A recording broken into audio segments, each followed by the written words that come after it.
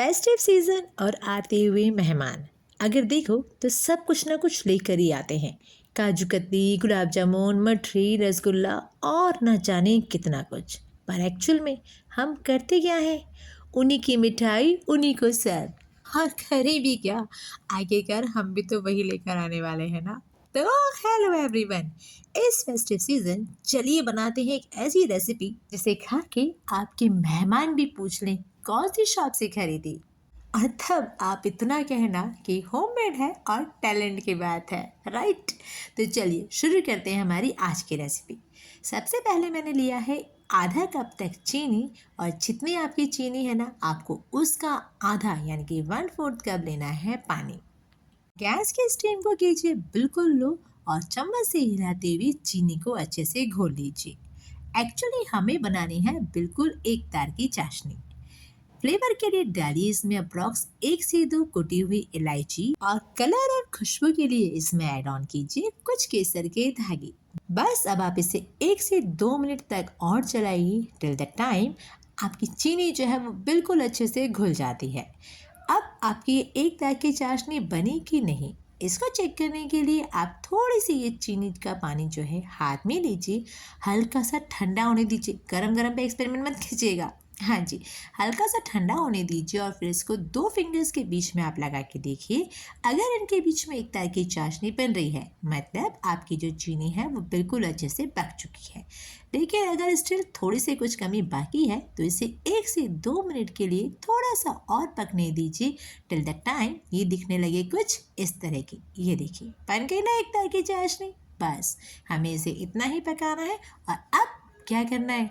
हाँ जी, बंद कीजिए गैस को, नहीं तो बहुत गाढ़ी हो जाएगी, राइट। तो चलिए गैस को कीजिए बंद। अब इसे ठंडा होने के लिए रख दीजिए साइड में। ध्यान रखिएगा कि आप गलती से भी इसे फ्रिज में ना रख दें, वरना बन जाएंगे इस पे चीनी के क्रिस्टल, राइट। अब लीजिए कुछ 10 से 12 दाने काजू के और 10 से 12 दाने ही बादाम के। अच्छे से कर लीजिए इन्हें ग्राइंड। बिल्कुल पाउडर नहीं बनाना है, बस आपको हल्का सा इसे चर्न करना है। कुछ दाने साबुत दिखें और कुछ का पाउडर हो जाए, सिर्फ इस तरह से। नेक्स्ट मैंने लिया है मिक्सिंग बाउल, और इसमें मैंने लिया है 3 चम्मच तक कोकोनट का पाउडर। अब जो हमने काजू बादाम का पाउडर बनाया था ना, तो इसमें से जो पाउडर वाला हिस्सा है ना, बारीक कटा हुआ, वही वाला हिस्सा आप इसमें ऐड ऑन कीजिए अप्रॉक्स 2 चम्मच। और जितना आपका कोकोनट का भूरा है बिल्कुल उसकी हाफ क्वांटिटी यानी कि 1.5 चम्मच जितनी मैंने इसमें डाली है पिसी हुई शुगर। थोड़े से मैंने इसमें डाले हैं किशमिश के दाने। और अब इसका पीस बनाने के लिए कोई ज़रूरत नहीं है कि आप मार्केट से मिल्क मेड लाओ या कुछ और जुगाड़ करो। घर में होती है ना फुल क्रीम दूध की मलाई, हाँ, बस वही वाली मलाई मैंने यहाँ पे ली है अप्रॉक्स हाफ बाउल तक। तो आप धीरे धीरे करके उसे डालिए और हाथों हाथ जो है इसे मिक्स करते जाइए। आपको इसका कोई बहुत लिक्विडी बैटर नहीं बनाना है, सिर्फ इतना कि बस ये बाइंडिंग में थोड़ी सी हेल्प कर दे। और यहाँ सेकंड इम्पॉर्टेंट बात कि आप मलाई की क्वांटिटी धीरे धीरे करके ही डालिए, बिकॉज बहुत ज़्यादा हो जाएगी ना तो आपको उसे हैंडल करने में बहुत प्रॉब्लम आएगी, रूल्स ढंग से नहीं बन पाएंगे। तो थोड़ी थोड़ी करके डालती जाइए, बस इतना कि आपका कोकोनट जो है वो हल्का सा सॉफ्ट हो जाए। अब यहाँ पे मैंने ली है अप्रॉक्स 2 चम्मच जितना मिल्क पाउडर। अगर आपके पास है तो यूज़ में लीजिए, और नहीं है तो आप उसे स्किप भी कर सकते हैं। और अब इसे कीजिए अच्छे से मिक्स। अगेन मुझे थोड़ा सा मेरा बैटर जो है बहुत टाइट दिख रहा है, तो मैंने इसमें डाली है 1 से 1.5 चम्मच तक और मलाई, और फिर इस बैटर को किया है मैंने सॉफ्ट। अगर क्वांटिटी वाइज देखा जाए तो मैंने यहाँ पे लिया है अप्रॉक्स हाफ कप तक मलाई, जो कि इस पूरे मिश्रण के अकॉर्डिंग एकदम परफेक्ट है, और अच्छे से ये मिश्रण रेडी हो गया है। टेस्ट को इनहेंस करने के लिए मैंने इसमें डाला है हाफ टी स्पून तक इलायची पाउडर। और अगर आप बना रहे हैं बच्चों के लिए तो आप इसमें चोको चिप्स या टूटी फ्रूटी भी ऐड ऑन कर सकते हैं। अगेन मैंने बची हुई थोड़ी सी मलाई थी ना, उसी भी इसमें ऐड ऑन कर लिया है, बिकॉज कोकोनट पाउडर है वो बहुत जल्दी ड्राई हो जाता है। अब इस पेस्ट को दीजिए रेस्ट और रख दीजिए इसे 10 मिनट के लिए साइड में। चलिए अब चलते हैं हमारी आज की रेसिपी के किंग, हाँ जी, ब्रेड की ओर। ब्रेड की रेसिपी है तो ब्रेड तो चाहिए। तो इसके हटा दीजिए सारी कॉर्नर्स, और सेम प्रोसेस करते हुए मैंने ली है अप्रॉक्स 6 से 7 और ब्रेड्स। सबको साथ में रख के मैंने एक साथ ही उनके कॉर्नर्स हटा दी। अरे कौन एक एक कॉर्नर हटा के टाइम वेस्ट करेगा ना, इसलिए। नेक्स्ट मैंने लिया है एक छोटा सा मिक्सिंग बाउल, उसमें डाला है मैंने अप्रॉक्स 1 चम्मच जितना मिल्क पाउडर और पानी डालते हुए मैंने इसका इस तरह से लिक्विडी बैटर बना लिया है। अगर आपके पास में same as it is milk powder नहीं है, नेवर टू वरी, आप लीजिए 1 चम्मच जितना मैदा और उसका भी आप सेम प्रोसेस करते हुए इस तरह से एक स्लरी बना लीजिए। अब रखिए इसे साइड में, बढ़ते हैं हमारे नेक्स्ट प्रोसेस की ओर। तो यहाँ पे मैंने लिए हैं हमारे मिस्टर किंग ब्रेड और उसकी अच्छे से कर दी है बेलन से मालिश। हाँ जी, फ्रेश ब्रेड आपको लेनी है, उसको बेलना बहुत इजी होता है और बस उसको अच्छे से बेलने के बाद में इसमें सेटल डाउन कीजिए अपनी फिलिंग को। अगर आपको लगता है कि आपकी फिलिंग थोड़ी सी भी टाइट है तो सेम आप उसमें हल्की सी आधी चम्मच जितनी मलाई ऐड ऑन कीजिए और उसके बाद आप फिलिंग को अपने ब्रेड रोल में एडजस्ट कीजिए। कॉर्नर्स पे लगाइए अपनी स्लरी जो भी आपने बनाई है, मैदे की या फिर मिल्क पाउडर की। अब हमारे वो कुटे हुए थोड़े से ड्राई फ्रूट्स बचे थे ना, वो अब हमें काम में लेने हैं। तो उसके जो मोटे मोटे पीसेस है ना, वो अब आप साइड में लगाइए और इसे दोनों हाथ से कॉर्नर से टाइटली पकड़ते हुए रोल को कर दीजिए रैप। अगर आपको लगता है कि आपका रोल कहीं से भी खुल रहा है, कट रहा है या फट रहा है, तो बस वो थोड़ी सी स्लरी बनाई है ना, वही स्लरी लगाते हुए आप उसे अगेन दोनों हाथों से दबाकर प्रेस करके सेटल डाउन कर दीजिए। तो ये देखिए मेरी रोल्स बन के हो गई हैं रेडी।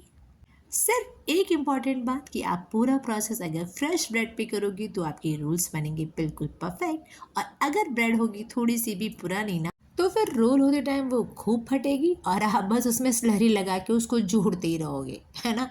तो इससे बेटर है कि आप जो है फ्रेश ब्रेड ही काम में लो। अब यहाँ पे मैंने लिए हैं अप्रॉक्स 4 से 5 चम्मच तक घी। ऑप्शनल है, अगर आप चाहो तो रिफाइंड में भी बना सकते हो, बट डिश है थोड़ी सी शाही और दिवाली स्पेशल, तो इसलिए मैंने बनाया है इसे घी में। इसे कीजिए अच्छे से मेल्ट। फ्राई पैन को थोड़ा सा हिला लीजिए, सब कॉर्नर्स में घी जाना चाहिए ना, बस। और अब इसमें सेटल डाउन कीजिए अपने ब्रेड के रोल्स। अरे वन थिंग मैं तो आपको बताना ही भूल गई कि हम बना क्या रहे हैं। वैसे तो रेसिपी देख के आपको आइडिया लग गया होगा। हाँ जी, हम बना रहे हैं शाही ब्रेड रोल्स, वो भी नॉन फ्राई और बिल्कुल कम घी और कैसे ऑयल में। तो गैस के स्टीम को कीजिए बिल्कुल लो और इन रोल्स को पकने दीजिए एक साइड से। हार्डली 1 से 2 मिनट लगेगा। और जब आप इन रोल्स को फ्लिप कर रहे हो तो बस थोड़ा सा 1 चम्मच जितना घी लेके इसके कॉर्नर्स में जो स्पेस खाली है ना, वहाँ पे आप लगा दीजिए और अगेन इन ब्रेड्स को थोड़ा सा टेढ़ा करते हुए वहाँ से भी सिकने दीजिए। यहाँ आपके पास ऑप्शन है, अगर आप चाहें तो इसे आप डीप फ्राई भी कर सकते हैं, बट वो बहुत ज़्यादा ऑयली हो जाएगा। तो मैंने इसे किया है बिल्कुल हल्के से रोस्ट। ढका है इसे ढक्कन से हार्डली 1 से 2 मिनट तक, टिल द टाइम ये थोड़े से पक जाए। बहुत ज़्यादा देर भी आपको उसको ढक के नहीं रखना है, वरना ये अंदर से बहुत ज़्यादा सॉफ्ट हो जाएंगे। और हमें बनाना है इसे थोड़ा सा हार्ड। अगर आपके ब्रेड रोल्स थोड़े से हार्ड होंगे ना, तभी वो चाशनी में अच्छे से डिजॉल्व हो पाएंगे और आप उसे छोटी और बड़ी दिवाली दोनों पे अपने गेस्ट को सर्व कर सकते हो। राइट, मतलब 2 दिन तक आप उसे आराम से यूज़ में ले सकते हैं, वो बिल्कुल भी सॉगी नहीं होंगे।